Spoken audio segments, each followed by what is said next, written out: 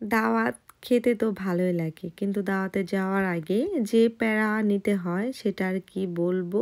দেখাতে তো পারি না, ক্যামেরা তো অন করতেই পারি না, মুখেই বলতে হবে, কিছুই করার নেই। কারণ তখন ওই মুহূর্তে ওই সময়ে ক্যামেরা অন করে দেখানোর মতো আসলে এনার্জিটা আসে না।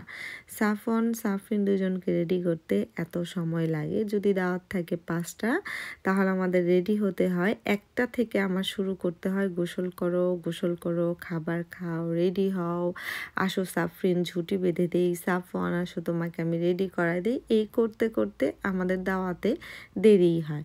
যাই হোক, অনেক দেরি টেরি করে রেডি হয়ে এখন কিন্তু বের হচ্ছি। তো একটু দোকানেও যেতে হবে, কিছু একটা কিনতে হবে। তো আমরা আমাদের মতো করে রেডি হয়ে বের হয়ে গেলাম।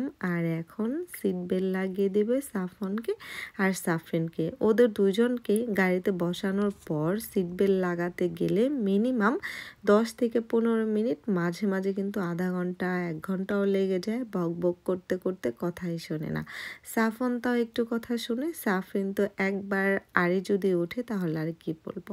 তো আমরা এখন চলে যাচ্ছি বাসার পাশেই যে কানাডিয়ান সুপার স্টোর আছে সেখান থেকে কিছু ফল কিনে নিলাম।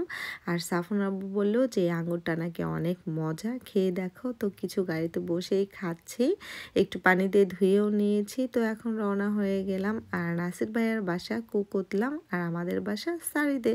তো চলে আসলাম ভাইয়ার বাসার সামনে স্কুলে পার্কিংটা করে নিলাম। পার্কিং করার পর তারপরে হেঁটে হেঁটে আস্তে আস্তে সাফন আর সাফরিন তো দুজন দৌড়ে যাচ্ছে, যেহেতু আগেও আমরা কয়েকবার এসেছি নাসির ভাইয়ার বাসায়, পপিদের বাসায়।